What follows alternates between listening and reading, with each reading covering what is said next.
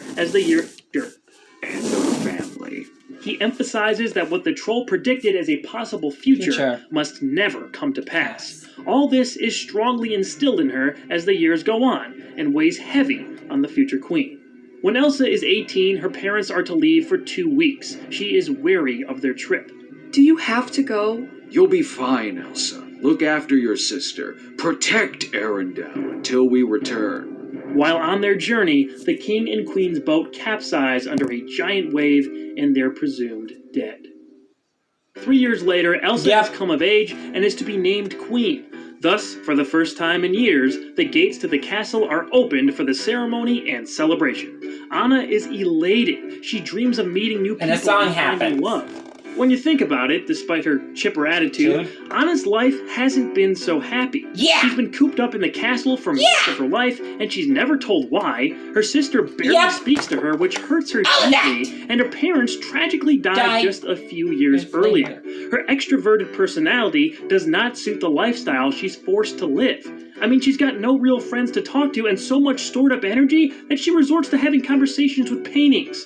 The hope for a brighter future has made Anna feel as good as she ever has. Her dreams even seem to come true as she meets Prince Hans of the Southern Isles. Later, when Elsa rebuffs their heart-to-heart, Anna runs into Hans again and almost instantly falls in love with him. Or at least, she thinks so. She accepts his proposal and they immediately run to Elsa for her blessing. When she turns them down, Anna's frustrations with her sister boil over. Anna, what do you know about There's dreams? anger. More than you. All you know is how to shut people out. This is a good setup that wasn't explored quite as much as it could have been in the original movie. It would have been great to get a few more scenes of the conflict between the sisters before Elsa's powers are revealed. Elsa, please, please, I can't live like this anymore. Then leave. What did I ever do to you? Enough, Anna. The smart thing about this argument is that you can see both sides of it. As referenced earlier, Anna can't go on living the way she's been forced to, and Elsa has been cold to her for so long now, they almost feel like strangers. She's rightfully upset. But from Elsa's perspective, she's just trying to do her best to protect her sister and Arendelle from her unpredictable powers. Her father never told her how complicated her duties would become, and now that they're older, it's very difficult to see what the right thing to do is. Why do you shut me out? Why do you shut the world out? What are you so afraid? I said enough! Yep, the scene plays out the same way. An emotional reaction triggers her powers, and with the cat out of the bag, she flees. Her frantic escape accidentally freezes the fjord surrounding the castle and sets off an unnatural winter. Even though this really wasn't her fault, Anna accepts responsibility for what happened and vows to find Elsa. She sort of inexplicably leaves Hans in charge of Arendelle, which I guess we can chalk up to her impulsive personality and emotional state, but through all of what's just happened, she still never loses her faith in Elsa. Are you sure you can trust her? I don't want you getting hurt. She's my sister. Yeah! She would never hurt Maybe she will! From here, we of course have to still feature Let It Go. The snow glows white on the Rewind, rewind! And seemingly... Fine. Heather! They know the song. Mountain tonight, not a foot Heather! to Heather! They None of know that! the song. Shame on you! Fine. Nope! Elsa None of builds that! the Ice Palace on the North... Oh, On the mountain No! tonight, not None of that! Heather. prince. Shame on you! they know the song. Nope! None of that! Shame on you! Fine. Elsa builds the Ice Palace on the North Mountain and seemingly embraces her full power, leaving her old life behind. As Anna searches for Elsa, she's still optimistic, but maybe just a little more bitter than we saw in the original film. Who wouldn't be? Elsa was rude, rejected Anna's perceived chance at happiness, told her to leave the castle, then froze their home. So the character is mostly the same, but has a bit of a chip on her shoulder about the situation. Anger. From here, Anna still meets Kristoff and Sven as they team up to find her sister. Kristoff and Anna also slowly fall for each other. They meet Olaf on the base of the North Mountain, which jogs a few fuzzy memories the trolls changed in her head. Back in Arendelle, Anna's horse gallops home, which convinces Hans to organize a search party for her. He and a small team head out to try and find her. When they finally reach the Ice Palace, Anna enters alone to confront Elsa. They're cordial at first, but when Anna again suggests that they can be close like they were as kids, Elsa remembers how her powers almost killed her little sister. She pulls away. Elsa, wait. No, I'm just trying to protect you. You don't have to protect me. I'm not No, afraid. not this song Anna again. pushes the conversation further and tells Elsa that she froze Arendelle on her way out. It's okay. You can just unfreeze it. No, I can't. I don't know how. Sure you can. I know you can. This is a really strong part of the film, where they Yeah. have Elsa's fear and Anna's hope sort of battling in a musical interlude. Anna again pushes too far, too fast, and this results in another involuntary power outburst from the distressed Elsa, this time hitting Anna in her heart. She still refuses to give up. I know we. And eventually, sister outburst. Anna was brought to the trolls. Since they had a hand in raising him, the trolls would have filled him in.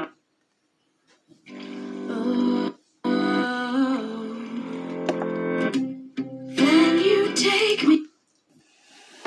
On the fact that Anna has no memory of what happened, and reminding her might undo Grandpappy's healing of her head wound. Kristoff leads Anna to the trolls, where they sing the Fixer-Upper song and draw the pair closer together. However, at the end, Anna winces in pain, which draws Pabi out to see her. There is strange magic here. Anna, your life is in danger. There is ice in your heart, put there by your sister. If not removed, to solid ice you will freeze. And maybe something worse. But you can remove it, right? I cannot. I'm sorry, Kristoff. If it was her head, it would be easy, but only an act of true love can thaw a frozen heart. A true love's kiss, perhaps? Wait, this all seems familiar somehow. How do you know my name? A jolt of pain courses through Anna's head. She grabs it instinctively. All at once, she remembers Elsa's powers, the strike to her head, the healing. It all comes back. She comes out of it angry. What have you done to me? Anna, please. Oh, no. It was our only This choice. is bad. No. Now this would have made a good movie. Been there for Elsa. No. Bad movie. Bad idea. I can't believe my father agreed to this. Elsa's powers are too dangerous. You might have been killed. You never even gave us a chance. All of this is because of you. Anna's eyes again flash a pale blue. Her pupils even turn cold. A gust of wind blows through the valley. Anna then faints into Kristoff's arms. We have to get her back to Hans. It's her only chance. Go! Heal the heart first. If her head is still damaged by the magic, bring her back. Right. Sven pulls the pair up and they gallop towards Arendelle with Olaf. Let's go kiss Hans! Who is this Hans? At the Ice Palace, the same scene plays out. Hans and his search party battle the giant snowman and force their way inside. Elsa fights off Wesselton's guards, but is knocked out by the falling chandelier after Hans stops one of them from shooting her. Elsa awakens back in Arendelle, her hands chained in the dungeon. Meanwhile, Kristoff swiftly delivers Anna to the front gate and tells the people who answer to get her to Prince Hans immediately. Hans sees this arrival transpire from high above the gate and walks off into the castle. Prince Hans. Anna!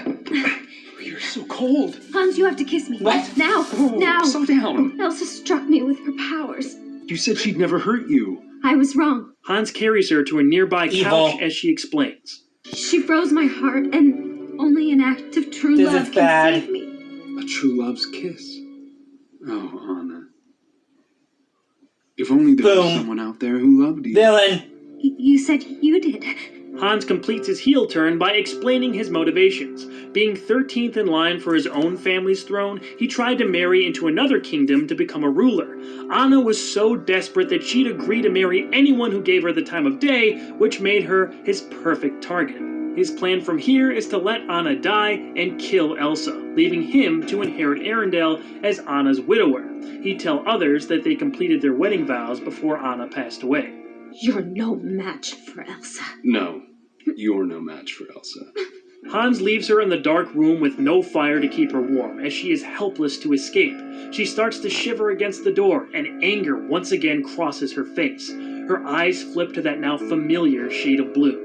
Meanwhile, Hans informs the other royals that Anna is dead and sentences Elsa to death.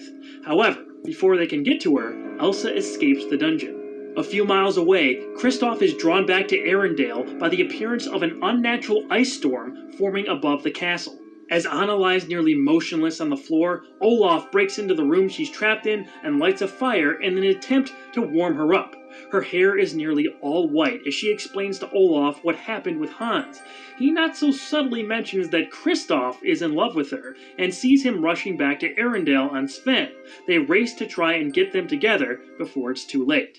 Outside, we see a confused and scared Elsa in the middle of the whiteout storm. On another part of the frozen fjord, Anna slowly walks forward as her hands start to crystallize and turn white as the snow. Kristoff and Sven then charge into the blizzard, but they're still very far away from Anna. Elsa is found by Hans, who explains that Anna is dead and it's all her fault for striking her sister's heart. Elsa drops in agony, and the storm instantly stops in its tracks. With Sven isolated on a broken-off piece of ice and the snow out of the way, Kristoff locates and runs towards Anna. However, Hans sees her close by and looks in the distance to catch a glimpse of Kristoff sprinting to get to her. He recognizes Kristoff from earlier when he brought Anna to the gate. Putting two and two together, he draws his sword and runs to stop Anna from being saved. Just before Kristoff can get there, Hans swings his sword at Anna, who puts her hand up in defense before fully freezing.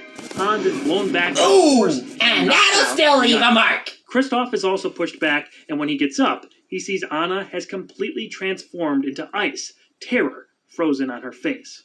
Elsa feels the pulse of magic and turns to see her sister in this state. She runs and hugs what used to be Anna, crying and sobbing. After a moment, strong winds start to blow, and the sky blackens. A loud crack is heard, then another, and another. Elsa senses something is wrong and steps back. After a few seconds of false peace, Anna's ice form explodes in a blinding flash of white. Through the snow and heavy winds, Anna is revealed to be alive, but looks completely different. Her hair is down out of its pigtail braids and sports an all-white color, minus one red streak where her original hue remains. Her dress and cloak are now all black with a hood hanging off her back. Anna's skin is crystallized by snowflake patterns and is pure white in contrast with her black dress. The cold blue eyes that showed themselves in times of anger have taken over. She stares at Elsa and Kristoff, who stand almost speechless. Anna? No. Thunder fills the sky with dread as Anna raises her hood. What Grandpappy predicted all those years ago about a frozen heart changing a person's soul has come to pass. Whatever fills Anna now feeds off her anger. She's been warped and twisted by her sister's strange magic. Hans pulls himself to his feet to see what Anna has become. Her look strikes fear into his being, and with a wave of her hand, she freezes him where he stands. A final scream echoes away, and all that's left is a solid form of ice. Anna, what's happened to you? Anna summons her ice magic as violent winds, hail, and snow mix to create a dark storm. Roofs over homes in Arendelle are being torn off as people run for cover.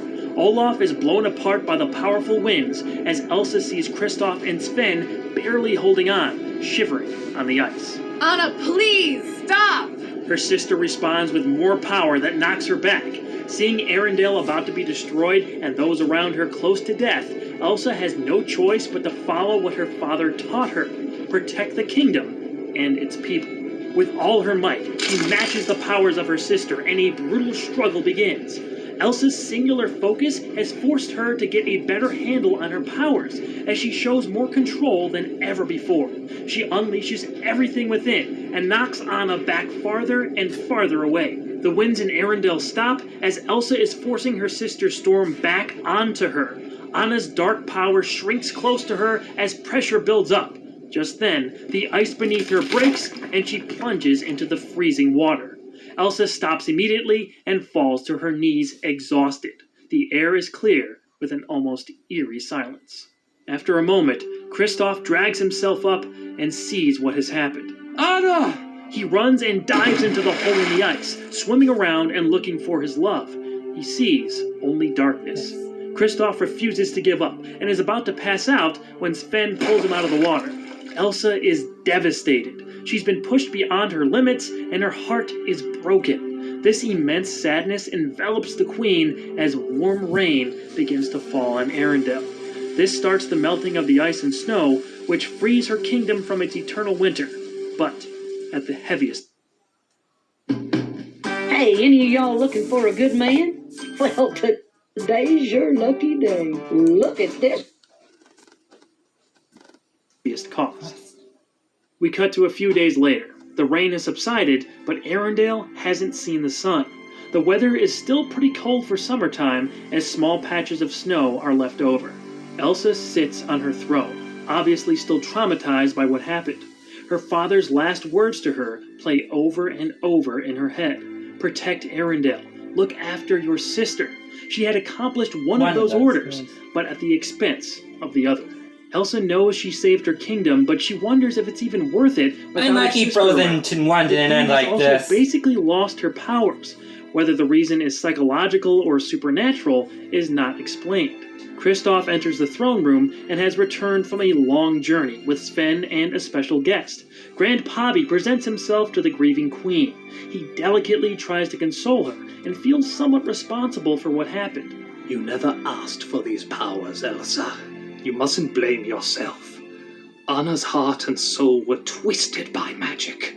She wasn't your sister anymore. Elsa looks to Pabbie with a pained expression. I would have given anything to heal her, but this is outside of all known law. I've never seen anything like this happen. It may have been the worst of all outcomes for your sister, but you saved Arendelle. Everyone here owes you a debt of gratitude. All you can do now is continue to protect your people and make sure Anna's pure spirit lives on. Elsa turns from Pabbie's gaze. He looks to Kristoff, who peers down in sadness. Kristoff has told me about your powers. They may return in time, and let's hope they do. What's happened may have unleashed a darker energy throughout our world. More threats may arrive, and I fear that only you will be able to stop them. Elsa is numb and has no reaction to Pabbie's words. Rest easy, my queen. The group starts to leave the throne room when Elsa speaks. Kristoff. Her sister's love turns to the throne. What will you do? Where will you go? I'm going to find Anna. She's still out there, I know it. And I am going to save her. Kristoff leaves with a loud slam of the throne room doors.